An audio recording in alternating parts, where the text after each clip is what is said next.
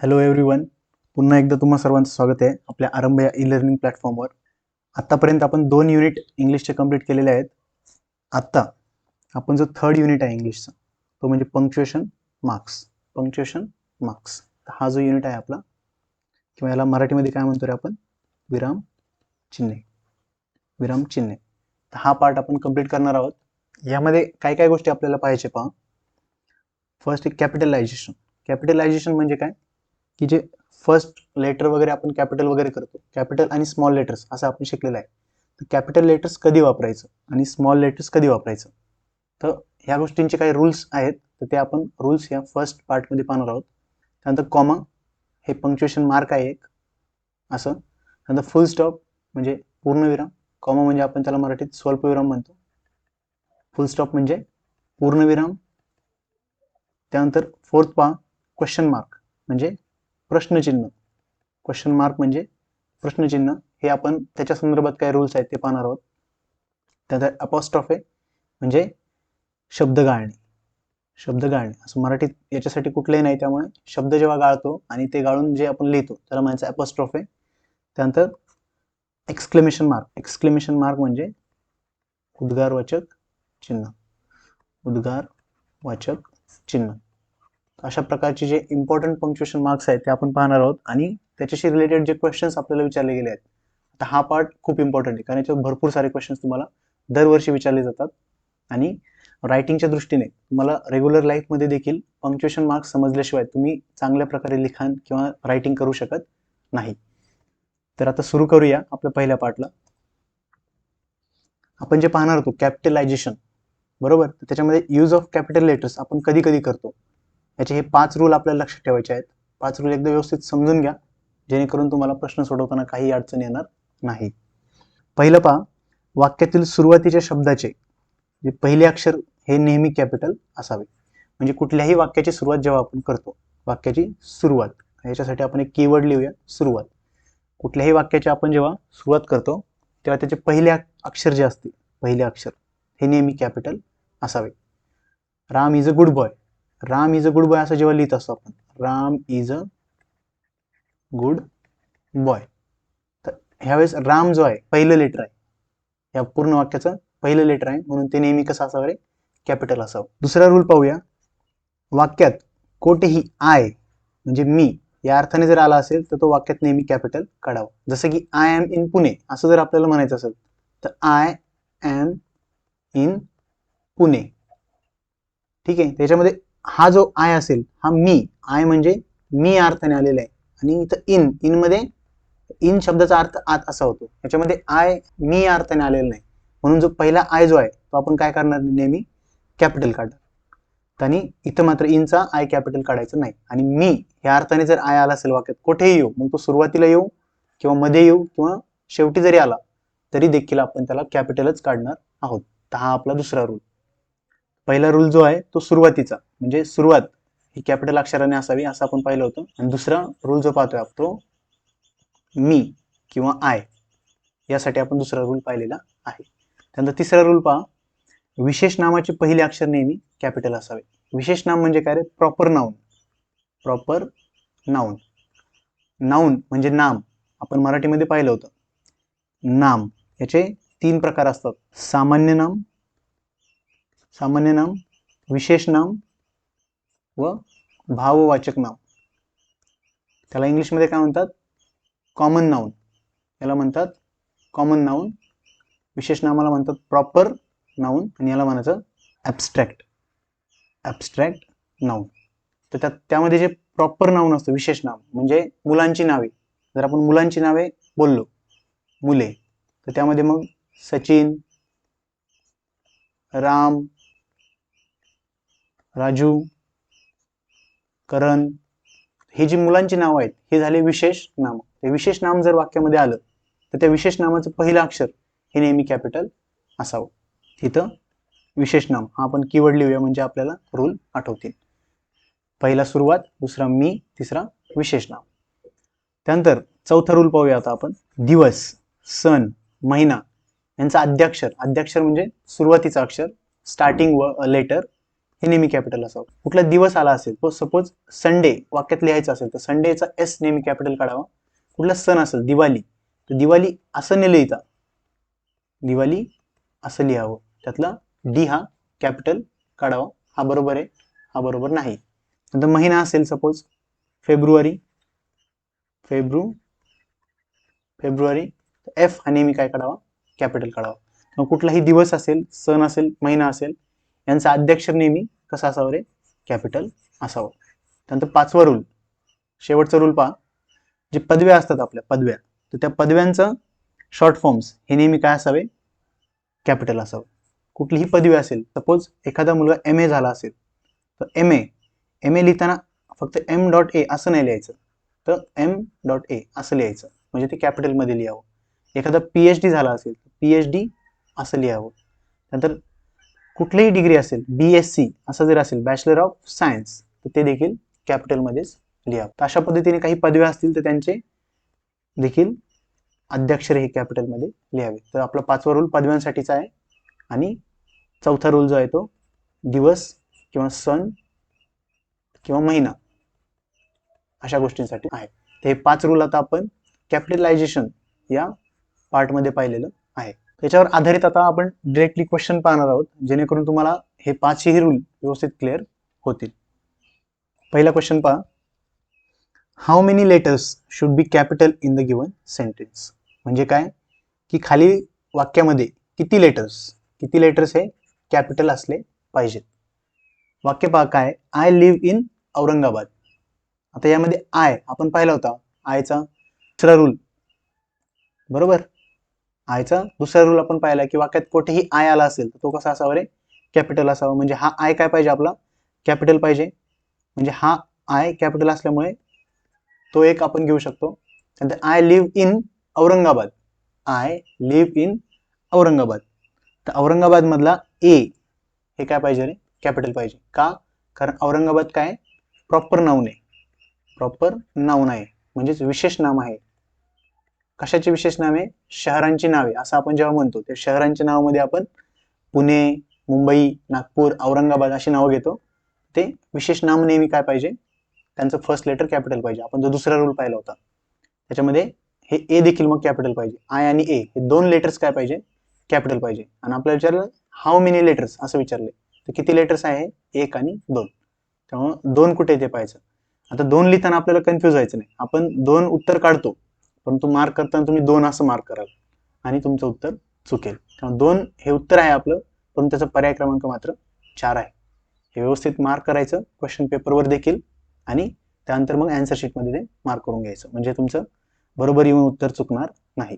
पुढचा क्वेश्चन पहा, choose the correct alternative for the given sentence. योग्य पर्याय आपल्याला निवडायचा आहे.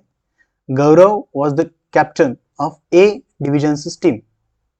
गौरव हा ए डिव्हिजनच्या टीमचा कॅप्टन होता असं आपल्याला म्हटलंय. आता गौरव पहा, गौरव हे काय रे, का मुलाचं नाव आहे, म्हणजे हे विशेष नाम आहे, विशेष नाम आहे, म्हणून गौरवचा जी काय पाहिजे, कॅपिटल पाहिजे, बरोबर. त्यानंतर Gaurav was the captain of A division system. कुठली तरी एक डिव्हिजन आहे, डिव्हिजनची नावं आहेत, आणि ही डिव्हिजन मोर स्पेसिफिक, म्हणजे हे देखील प्रॉपर नाऊन आहे, हे देखील प्रॉपर नाऊन आहे. किंवा एक एकाक्षरी जे शब्द असतात ते देखील काय लिहितात रे, नेहमी कॅपिटल. सिंगल लेटर असेल ते देखील काय लिहितात, नेहमी कॅपिटल लिहितात. हा एक रूल लक्षात ठेवा. त्यामुळे ए असं लिहिताना ए असं नाही लिहायचं, तर ते असंच लिहायचं. त्यामुळं आता असं पाहिजे, गौरवचा जी कॅपिटल हवा आणि ए डिव्हिजनच्या टीमचा ए हा कॅपिटल हवा. असा पर्याय कुठला आहे, तो आपलं उत्तर असणार आहे. कॅपिटल जी फॉर गौरव चालेल, परंतु पूर्ण आहे का, नाही, अजून पूर्ण दिलेलं नाही, त्यामुळे हे चालणार नाही. Capital A for A division system हे देखील चालेल, परंतु पूर्ण दोन्ही पाहिजे आपल्याला, एक नाही फक्त. कॅपिटल सी फॉर कॅप्टन, कॅप्टनसाठी सी अजिबात कॅपिटल नको. नंतर कॅपिटल जी फॉर गौरव आणि capital A for A division system. त्यामुळं हे आपलं पूर्णपणे बरोबर उत्तर आहे. त्यामुळे पर्याय क्रमांक 4 हे बरोबर आहे. पुढचा क्वेश्चन पहा, how many mistakes of capitalisation are there in the following sentence. खालील प्रश्नामध्ये कॅपिटलायझेशनच्या किती मिस्टेक्स दिलेल्या आहेत ते आपल्याला पाहिजे, मिस्टेक्स पाहिजेत. आता पहा, राजू काय म्हणतो, what a girl like Smita working in a shop. म्हणजे व्हॉट, हे राजू म्हणतोय म्हटलं वाक्य इथनं सुरू होत आहे म्हणजे व्हॉट. वाक्याची सुरुवात कशी असावी रे? सुरुवात आपण पाहिलं होतं पहिला रूल, सुरुवात वाक्याची कशी असावी? नेहमी कॅपिटलने असावी. त्यामुळे व्हॉट, WHAT चा W हा काय असावा रे? कॅपिटल असला पाहिजे. त्यानंतर what a girl like Smita, a girl like Smita. आता याच्यामध्ये पण पहा, व्हॉट इथं उद्गारवाचक चिन्हाने वाक्य पूर्ण झालं, त्यानंतर दुसरं वाक्य इथं सुरू झालं. आणि या दुसऱ्या वाक्याचा ए देखील हा काय पाहिजे? कॅपिटल असला पाहिजे. सुरुवात नेहमी कॅपिटल अक्षराने असावी. A girl like Smita, Smita काय? विशेष नाम आहे. स्मिता काय? विशेष नाम आहे आणि तिचं देखील स्टार्टिंग लेटर काय पाहिजे? कॅपिटल पाहिजे. म्हणून एस हा देखील कॅपिटल पाहिजे. किती मिस्टेक्स झाल्या याच्यामध्ये? टोटल 3 मिस्टेक्स आपल्याला जाणवले आहेत. 3. त्यामुळे उत्तर आपलं 3 आहे. पर्याय क्रमांक 1 हे बरोबर आहे. याच्यामध्ये 3 मिस्टेक्स टोटल झालेल्या आहेत, हे लक्षात घ्या. व्हॉट पूर्ण उद्गारवाचक चिन्हाने एक वाक्य कंप्लीट झाले आणि ते सुरुवात W ने हवी. इथं नवीन वाक्य सुरू होते त्यामुळे त्याची सुरुवात ए ने हवी. आणि स्मिता हे विशेष नाम असल्यामुळे त्याची सुरुवात देखील कॅपिटल एस ने असावी. म्हणून 3 मिस्टेक्स यामध्ये झालेल्या आहेत. पंक्च्युएशन मार्क्सचा शेवटचा क्वेश्चन पाहूया. How many capital letters should be in the given sentence? खाली दिलेल्या वाक्यामध्ये किती कॅपिटल लेटर्स असले पाहिजेत हे आपल्याला पाहायचं आहे. I am Sopan Bhosale. I am, I वाक्यात कुठेही आय आला मी या अर्थाने तर तो नेहमी काय असावा रे? कॅपिटल असावा. आय एम सोपान, सोपानचा आता हे विशेष नाम आहे म्हणून सोपानचा एस देखील काय पाहिजे आपल्याला? कॅपिटल पाहिजे. आणि भोसले हे देखील एक विशेष नाम आहे, आडनाव. भोसले हे आडनाव आहे त्यामुळे भोसलेचं बी देखील काय पाहिजे? कॅपिटल पाहिजे. त्यामुळे किती कॅपिटल लेटर्स असायला हवेत? तर 1, 2 आणि 3. त्यामुळे 3 हे आपलं उत्तर असलं पाहिजे आणि 3 हे कुठे आहे रे? पर्याय क्रमांक 2 मध्ये. म्हणून पर्याय क्रमांक 2 हे आपलं उत्तर आहे. तर अशा पद्धतीने हे कॅपिटलायझेशनचे जे रूल्स आपण पाहिलेत तर ते व्यवस्थित लक्षात ठेवा. वाक्यात कोठेही शब्दाचे पहिले अक्षर असेल तर त्याची सुरुवात नेहमी काय असावी? कॅपिटलने असावी. मी किंवा आय जर तिथे आला म्हणजे आय हा मी या अर्थाने तिथे आला तर ते नेहमी कॅपिटल असावा. कुठलेही विशेष नाम असेल तर त्याची सुरुवात ही कॅपिटल अक्षराने असावी. कुठला दिवस, सण किंवा महिना असेल त्याची सुरुवात देखील कॅपिटल अक्षराने असावी. आणि ज्या पदव्या असतात आपल्या MA, BA, DED वगैरे तर या पदव्या देखील काय असाव्यात? कॅपिटलमध्ये असाव्यात. ते 5 रूल व्यवस्थित लक्षात ठेवा. आणि एक सांगताना अजून एक सांगितलं की एकाक्षरी विशेष नाम जर असेल तर ते देखील काय असावे? कॅपिटल असावं. हा एक रूल एक्स्ट्रा लक्षात ठेवा. अशा पद्धतीने कॅपिटलायझेशन हा टॉपिक आपण व्यवस्थितरित्या कव्हर केलेला आहे. आता पुढचा जो आपला पार्ट आहे तो खूप म्हणजे खूप इम्पॉर्टंट आहे आणि याच्यावर प्रश्न देखील भरपूर विचारले जातात. त्यामुळे हा व्यवस्थित आपण समजून घेणार आहोत. आता याच्यामध्ये पहा पंक्च्युएशन मार्क्स. पंक्च्युएशन मार्क्स मराठीत म्हणतात विराम चिन्हे.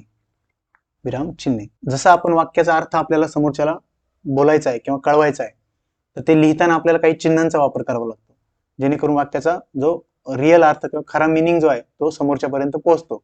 ते वापरताना आपण जी चिन्हे वापरतो त्या चिन्हांना काय म्हणायचं? विराम चिन्हे किंवा पंक्च्युएशन मार्क्स असं म्हणतात. काही इम्पॉर्टंट पंक्च्युएशन मार्क्स आपण पाहणार आहोत. पहिले पहा फुल स्टॉप. फुल स्टॉप म्हणजे काय? पूर्णविराम. फुल स्टॉप म्हणजे पूर्णविराम. वाक्य पूर्ण झालं हे दाखवण्यासाठी काय करतात तर नेहमी पूर्णविराम वापरतात. म्हणजे एखादं वाक्य पूर्ण झालं तर त्याच्या वाक्याच्या शेवटी कुठलं विरामचिन्ह येईल असं तुम्हाला जर विचारलं तर ते कुठलं विरामचिन्ह येणार? पूर्णविराम हे विरामचिन्ह येणार. त्यानंतर कॉमा. कॉमा म्हणजे काय? स्वल्पविराम. स्वल्पविराम. कॉमा म्हणजे स्वल्पविराम. एकाच जातीचे शब्द जर एका पाठोपाठ एक आले, एकाच जातीचे किंवा एकाच प्रकारचे शब्द एका पाठोपाठ लागोपाठ जर आले तर ते एकमेकांपासून वेगळे लिहिताना जसं की Ram, Sita and Lakshman and went to jungle असं जेव्हा आपण म्हणतो राम, सीता आणि लक्ष्मण असं म्हणताना बघा राम आणि सीताच्या मध्ये काय आलं रे? स्वल्पविराम म्हणजेच कॉमा आलेला आहे. अशा एकाच प्रकारचे शब्द लागोपाठ जर आले तर त्यांच्यामध्ये काय करतो आपण? स्वल्पविराम हे पंक्च्युएशन मार्क वापरतो. त्यानंतर पुढे पहा ॲन ॲपॉस्ट्रॉफी. ॲन ॲपॉस्ट्रॉफी म्हणजे काय? अक्षरे जर आपण काही गाळली असतील तर त्या अक्षरे गाळली हे दाखवण्यासाठी जे आपण चिन्ह वापरतो त्याला ॲपॉस्ट्रॉफी असं म्हणतात. जसं की आपण काल कॉन्ट्रॅक्टेड फॉर्म्स जेव्हा पाहिलं होतं कॅन, नॉट हे जेव्हा आपण कॉन्ट्रॅक्टेड फॉर्म मध्ये लिहितो त्याला कसं लिहितो रे? कांट असं लिहितो. आणि कांट मध्ये काय केलं आपण? हा ओ आपण गाळलेला होता म्हणून त्या ओच्या जागी काय आलं? ॲपॉस्ट्रॉफी आलेली आहे. असे शब्द किंवा कॉन्ट्रॅक्टेड फॉर्म्स दाखवण्यासाठी आपण काय करतो, ॲपॉस्ट्रॉफी वापरतो. त्यानंतर इन्व्हर्टेड कॉमर्स म्हणजे काय, अवतरण चिन्ह. एखादा व्यक्ती जर बोलत असेल तर तो जे बोलताना त्याच्या तोंडातले जे शब्द आहे किंवा तो जे बोलतोय ते आपल्याला जसंच तसं दाखवायचं असेल तर तेव्हा आपण काय करतो रे, इन्व्हर्टेड कॉमर्स वापरतो. किंवा एखाद्या गोष्टीवर आपल्याला जोर देऊन बोलायचं असेल किंवा वाक्यातील एखादा शब्द आपल्याला खूप महत्वाचा आहे हे दाखवायचं असेल, जसं तुम्ही आरंभचा कोर्स लावला का, यामध्ये आरंभ याला मला जर दाखवायचं असेल की हे महत्वाचं आहे तर मी काय करणार, त्याला सिंगल इन्व्हर्टेड कॉमा देणार. आणि जर माझं वाक्य बोलण्याचं वाक्य असेल तर त्यासाठी मी काय करणार, डबल इन्व्हर्टेड कॉमर्स वापरणार. ते इन्व्हर्टेड कॉमर्स दोन प्रकारचे असतात, सिंगल आणि डबल. सिंगल इन्व्हर्टेड कॉमा कशासाठी वापरतात, वाक्यातील एखाद्या शब्दावर जोर देण्यासाठी, आणि डबल इन्व्हर्टेड कॉमर्स बोलणाऱ्याच्या तोंडातील शब्द दाखवण्यासाठी. अशा प्रकारे हे क्वेश्चन मध्ये आपण व्यवस्थित पाहून घेणारच आहोत. पुढे पहा, क्वेश्चन मार्क कशासाठी असतो रे, जेव्हा आपल्याला प्रश्न विचारला जातो आणि प्रश्न विचारल्यानंतर त्या वाक्याच्या शेवटी कुठले चिन्ह देतो रे आपण, प्रश्नार्थक चिन्ह देतो, त्याला म्हणायचं क्वेश्चन मार्क. त्यानंतर एक्सक्लेमेशन मार्क म्हणजे काय, उद्गारवाचक चिन्ह. एक्सक्लेमेशन मार्क म्हणजे काय, उद्गारवाचक चिन्ह. जेव्हा एखाद्या व्यक्तीच्या मनातील उत्कट भावना व्यक्त होतात किंवा राग किंवा तीव्र अचानक घाबरण्याची स्थिती किंवा आनंदीदायक गोष्ट, अशी जेव्हा उत्कट भावना व्यक्त होते तर तेव्हा त्याच्या शेवटी आपण काय करतो, एक्सक्लेमेशन म्हणजे उद्गारवाचक चिन्ह वापरतो. हायपन म्हणजे काय, संयोग चिन्ह. छोटा असा डॅश याने दाखवतात. दोन शब्द जेव्हा आपण जोडतो, 2-3 वर्ड्स आपण म्हणतो की 2-3 वर्ड्स मध्ये याचं उत्तर द्या. 2-3 वर्ड्स असं आपण जेव्हा म्हणतो तेव्हा 2-3 हे आपण एका छोट्या चिन्हाने जोडतो तर त्याला काय म्हणायचं, हायपन असं म्हणतात. अशा प्रकारे 7 पंक्च्युएशन मार्क्स आपण पाहिलेले आहेत. ते खूप खूप इम्पॉर्टंट आहेत आणि याच्यावर भरपूर सारे क्वेश्चन आपल्याला आलेले आहेत आणि आपण तो प्रत्येक क्वेश्चन इथं पाहणार आहोत, कारण तो क्वेश्चन परत रिपीट होण्याचे चान्सेस जास्त आहेत. आणि हेच क्वेश्चन जर तुम्ही व्यवस्थित केलेत तर या टाईपचे कुठलेही क्वेश्चन तुम्ही सोडवू शकता. तर आपण आता सुरू करूया, जेणेकरून ते पूर्ण टॉपिक आपला क्लिअर होऊन जाईल. पहिला क्वेश्चन पहा, काय म्हटलं इथे, choose the correct sentence which has correct punctuation marks. आता जर आपण पाहूया, एक एक वाक्य आपण वाचून पाहणार आहोत आणि त्यानंतर आपल्याला फाइंड करायचं की कुठलं पंक्च्युएशन मार्क्स तिथे चुकीचं वापरलेलं आहे. आता पहिल्या वाक्यात पहा, oh no what shall I do now. इथे oh no what shall I do now, oh no यानंतर काय हवं रे, उद्गारवाचक चिन्ह पाहिजे. डेफिनेटली हे चुकीचं आहे, हे वाक्य चुकीचं आहे. तिसरं वाक्य पहा, oh no what shall I do now. What shall I do now म्हणजे हा क्वेश्चन आहे. क्वेश्चन नंतर आपण फुल स्टॉप देऊ शकत नाही. क्वेश्चन विचारल्यानंतर आपल्याला क्वेश्चन मार्क देणं अपेक्षित आहे, म्हणून पर्याय क्रमांक 3 देखील चुकलेला आहे. चौथा ऑप्शन वाचूया, oh no what shall I do now. Oh no what shall I do now. आता याच्यामध्ये जर तुम्ही पाहिलं तर पहिलं आणि चौथं वाक्य बऱ्यापैकी सेम आहे, फक्त फरक कुठे दिसतोय तुम्हाला, ओ नो आणि तर ओ नो. तर ओ नो असं जेव्हा आपण म्हणतो तर ओ नंतर आपण काय करतो, एक विराम घेतो किंवा थोडा पॉज घेतो, आणि ते पॉज कशाने दाखवतात, तर स्वल्प विरामने दाखवतात. त्यामुळे पर्याय क्रमांक 4 मध्ये जे वाक्य आपण वापरलेलं आहे तर ते मोस्ट करेक्ट आहे. त्यामुळे योग्य पंक्च्युएशन मार्क्स यूज करून लिहिलेलं वाक्य कुठलं असेल तर पर्याय क्रमांक 4 हे आपलं उत्तर असणार आहे. पुढचा क्वेश्चन पहा, choose the correct sentence showing correct position of a comma. आता कॉमा कधी वापरला किंवा कसा वापरला याचा आपल्याला इथे विचारलेलं आहे. एकाच जातीचे शब्द लागोपाठ आल्यास आपण काय करतो रे, त्यांच्यामध्ये काय लिहितो, कॉमा देत असतो. तर ते आपण पाहूया कुठं कुठं बरोबर वापरले. फर्स्ट ऑप्शन पहा, I ordered potatoes sugar eggs and coffee. आता इथे पहा, इथपर्यंत बरोबर लिहिलंय, आय ऑर्डर्ड पोटॅटोज शुगर. आता एग्स अँड कॉफी जेव्हा अँड यांच्यामध्ये लिहितो आपण तेव्हा अँड लिहिलं तर कॉमा द्यायची गरज नसते, म्हणून इथं कॉमा एक्स्ट्रा दिलेला आहे आणि अँड पण लिहिलेलं आहे पुढे. एग्स अँड कॉफी म्हणताना हा कॉमा नको आहे, त्यामुळे पहिला पर्याय चुकलेला आहे. दुसरा पहा, I ordered potatoes sugar eggs and coffee. आता इथे यांनी कॉमा दिलेला नाही, परंतु आय ऑर्डर्ड नंतर कॉमा दिलाय. असं आहे का रे, नाही, आय ऑर्डर्ड नंतर कॉमा नको आहे, का तिथनं वाक्य पुढं सुरू होते. कॉमाज हे पोटॅटोज शुगर आणि एग्सच्या मध्ये पाहिजे, म्हणून हे देखील वाक्य आपलं चुकलेलं आहे. तिसरं पहा, I ordered potatoes sugar eggs and coffee. Definitely हे वाक्य काय रे, पूर्णरित्या बरोबर आहे, पर्याय क्रमांक 3 हे आपलं उत्तर आहे. आता चौथ्या वाक्यात काय चुकले ते पाहूया मग. आय ऑर्डर्ड पोटॅटोज, आता इथे कॉमा हवाय परंतु तो त्यांनी दिलेला नाही. शुगर नंतर देखील कॉमा हवाय, तो दिलेला नाही. आणि एग्स नंतर नकोय पण तो दिलेला आहे, त्यामुळे हे वाक्य चुकलेलं आहे. पर्याय क्रमांक 3 हे आपलं योग्य पंक्च्युएशन मार्क किंवा कॉमा देऊन दिलेलं वाक्य आहे. पुढचा क्वेश्चन पहा. Read the following sentence, choose one correct option which has proper position of comma.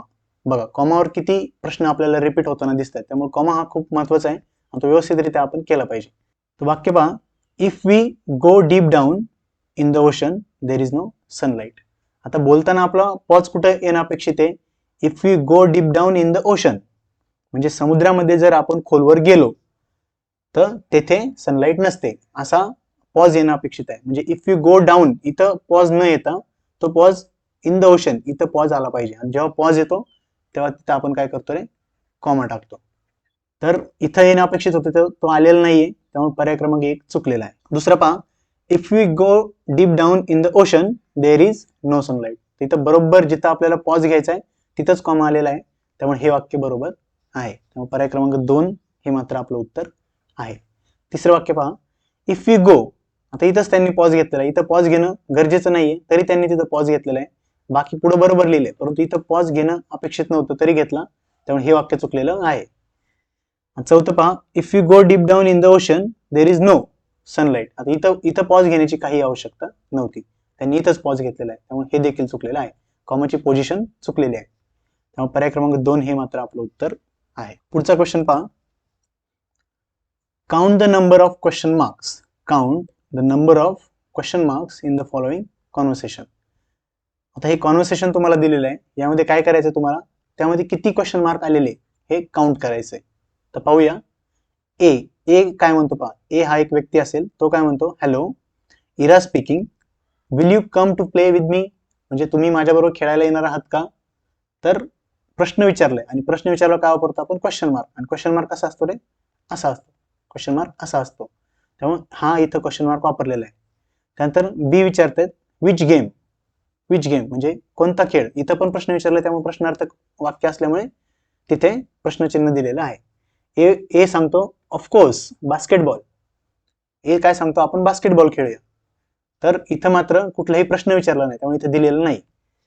बी म्हणतो वेन म्हणजे केव्हा. ते इथं देखील प्रश्न विचारला आणि प्रश्नार्थक प्रश्नचिन्ह दिलेलं आहे. ए सांगतो ऍट 5 PM. तर किती प्रश्नचिन्ह आलेले आहेत आपण जर मोजले, 1, 2 आणि 3. आता 3 आपलं उत्तर आलेलं 3. आता हे प्रश्न तुम्ही जेव्हा पटपट पेपर सोडवत असतात तेव्हा चुकण्यासाठी दिलेले असतात. हे प्रश्न खूप सोपे असतात, परंतु तुम्ही चुकावं, काही गडबड करताना तुम्ही चुकावं असं त्यांची अपेक्षा असते पेपर सेट करणाऱ्यांची. परंतु तुम्ही जर 3 हे तुमचं उत्तर आहे आणि 3 इथं मार्क केलं तर त्याचं उत्तर येईल 0. हे मात्र चुकेल. आपलं उत्तर 3 आलेलं आहे आणि 3 कुठं आहे हे पाहिलं तर पर्याय क्रमांक 4 हे आपलं उत्तर येते. त्यामुळे पर्याय क्रमांक 4च आपल्याला मार्क करायचा आहे. पुढचा क्वेश्चन पहा, choose the correct option of punctuation mark for underline sentence. आता इथं काही एक सेंटेन्स अंडरलाईन केलेला आहे, याच्या शेवटी कुठलं पंक्च्युएशन मार्क येईल हे आपल्याला विचारलेलं आहे. कुठलं विरामचिन्ह येईल हे आपल्याला विचारलेलं आहे. ए काय म्हणतो? व्हॉट्स युअर नेम. आता पहिलंच वाक्य पाहिलं की आपल्याला समजून जातं की इथं कुठलं विरामचिन्ह आलेलं पाहिजे. तर व्हॉट्स युअर नेम म्हणजे काय रे? तुमचं नाव काय आहे? इथं प्रश्न विचारलाय, प्रश्न विचारला कुठलं चिन्ह येतं? प्रश्नार्थक चिन्ह येतं. त्यामुळे प्रश्नाचं चिन्ह कुठं आहे वाक्यामध्ये? पर्याय क्रमांक 1 मध्ये आहे. तर अशा पद्धतीने प्रश्नार्थक चिन्हावर देखील खूप सोपा प्रश्न आलेला आहे. याच्यामध्ये एक चिन्ह तुमच्यासाठी नवीन आलेला असेल, हे याचा अर्थ होतो सेमीकोलन. याचा काय अर्थ काय होतो? सेमीकोलन. 2 छोटी वाक्य जेव्हा आपण जोडतो, 2 छोटी वाक्य जेव्हा आपण जोडतो तेव्हा सेमीकोलनचा वापर करतात. पर्याय क्रमांक 1 इथे आपलं उत्तर आहे. पुढचा प्रश्न पाहूया. Find the sentence with incorrect punctuation mark. Incorrect म्हणजे चुकीचं. इनकरेक्ट म्हणजे चुकीचं पंक्च्युएशन मार्क तुम्हाला ओळखायचं आहे. How are you. How are you म्हणजे काय रे? इथं आपण प्रश्न विचारलेला आहे, हाऊ आर यू म्हणजे तुम्ही कसे आहात. तर हाऊ आर यू नंतर इथं प्रश्नचिन्ह येणं अपेक्षित आहे, परंतु काय आले? उद्गारवाचक चिन्ह. त्यामुळे डेफिनेटली हेच आपलं चुकीचं वाक्य आहे. पर्याय क्रमांक 1 हेच आपलं उत्तर आहे. पुढे पाहूया. How nice.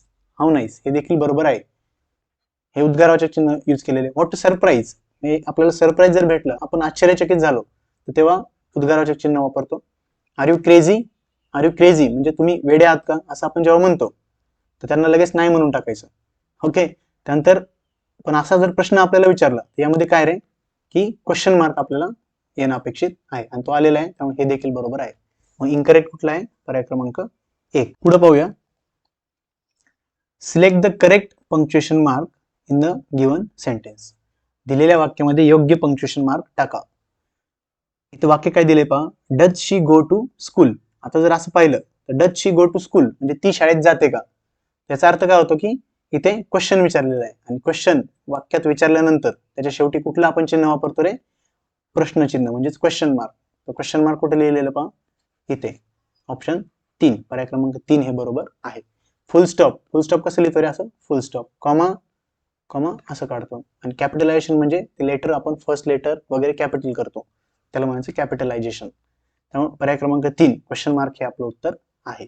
Choose the correct punctuation mark for the given sentence. Are you ready? Are you ready म्हणजे इथं प्रश्न विचारलेला आहे आणि प्रश्न विचारल्यावर कुठला आपण चिन्ह वापरतो तर क्वेश्चन मार्क. पर्याय क्रमांक 2 हे आपलं उत्तर आहे. पुढचा क्वेश्चन पहा. Select the correct alternative. योग्य पर्याय आपल्याला निवडायचा आहे. Dash work quickly.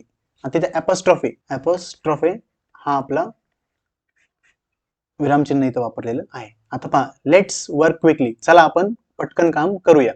तर लेट्स कसं लिहितात रे? लेट्स म्हणजे काय असतं? लेट अस असं असतं आणि त्याचा शॉर्ट फॉर्म ॲपॉस्ट्रॉफी देऊन कसं लिहितात?